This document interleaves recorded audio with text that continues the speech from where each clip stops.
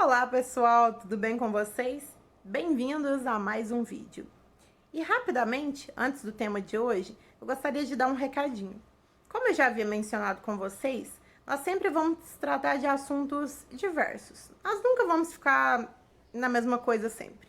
Então, a partir da próxima semana, nós vamos falar de outros assuntos. Então, vai ter aqui um pouquinho sobre marketing empresarial, história, enfim, cultura. Vocês vão gostar, tenho certeza. E hoje nós vamos encerrar o ciclo sobre literatura, pelo menos por enquanto. Que no mês de agosto nós tratamos muito de assuntos ligados a livros, a séries de livros. Então, hoje nós vamos encerrar momentaneamente. Contudo, ainda há a coluna, toda segunda-feira, com dicas literárias. Então, para vocês que gostam, que preferem falar sobre literatura, há essa opção. Na segunda-feira, sempre à tarde, tem aqui um vídeo novo, com uma dica de autor, de livro, de série, e eu tenho certeza que vocês vão gostar das próximas dicas que vem por aí, ok? Então vamos para o assunto de hoje. Vocês já devem ter percebido em alguns filmes, livros, séries, que há um perfil, um padrão de história. Um herói, uma heroína, até então pessoas normais, seres humanos comuns, vivendo a sua vida, eles são chamados por uma força sobrenatural, mágica, pelo desconhecido, algo que até então eles pensavam ser só historinha, contos de fadas. Ali, eles seguem uma trajetória e acabam aprendendo novas coisas, lutando contra inimigos poderosos, até terem a sua desejada vitória. E então se tornam heróis, heroínas. Bom, essa estrutura, esse formato, tem nome. É a chamada Jornada do Herói, ou monomito. A Jornada do Herói apareceu inicialmente em 1949, no livro O Herói de Mil Faces, do Joseph Campbell. Essa jornada do herói, ela foi baseada, teve como princípio as histórias, os mitos de diversas culturas, principalmente os mitos gregos, que na mitologia grega nós vemos muito essa história de heróis que conquistaram grandes feitos, que derrotaram monstros, vilões poderosos, apesar de serem extremamente fortes e de terem, sei lá, milênios de experiência de luta. E aqueles heróis, eles eram consagrados e tidos como pessoas que mereciam ser reverenciadas.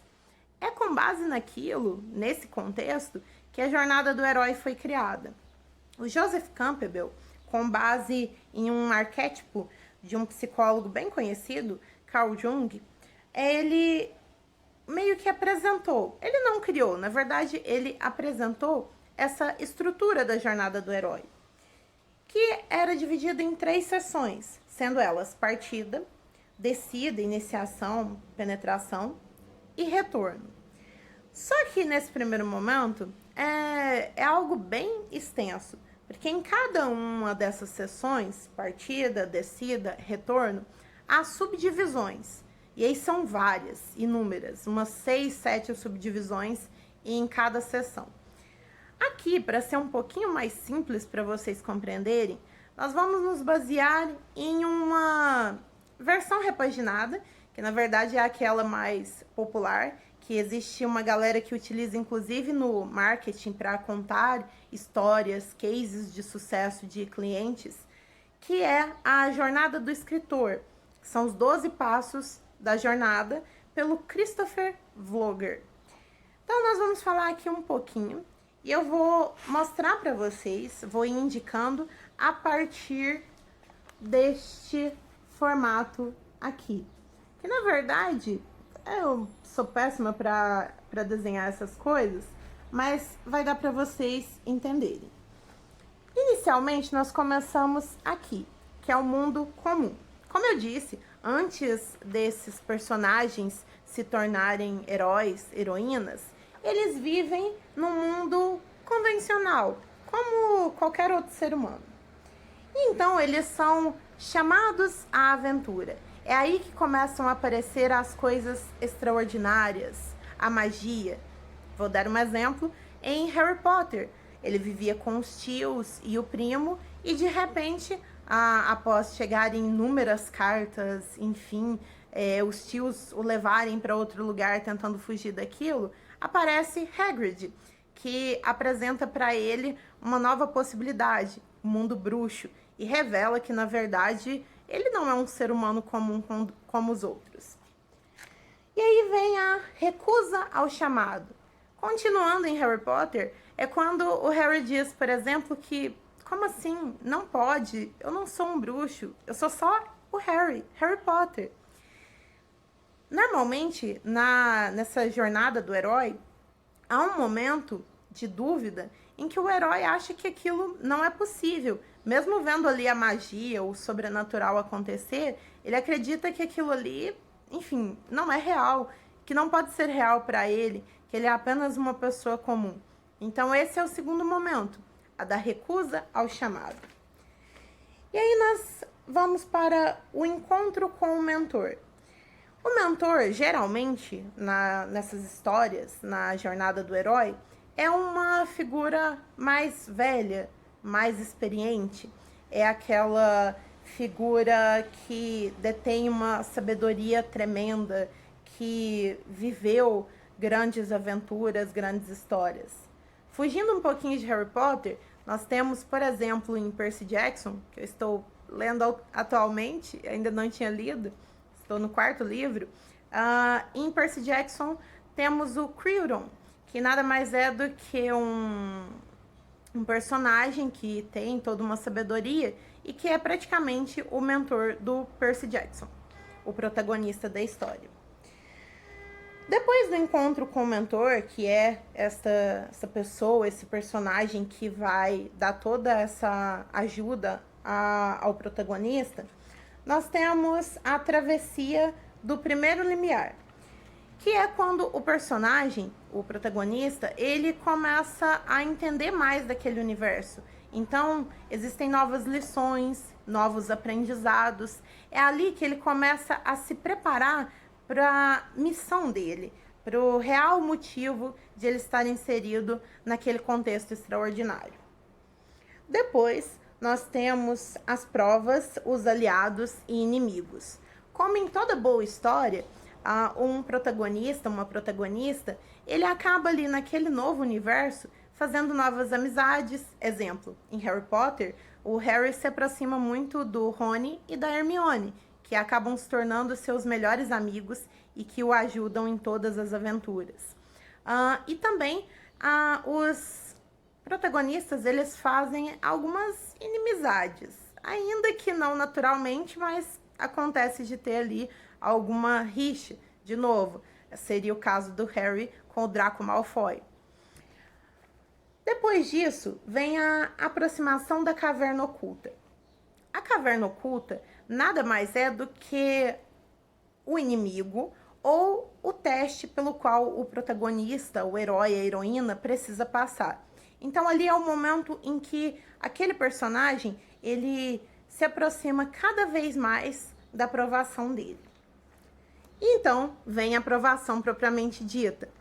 E aí é o momento da luta, do embate tão aguardado.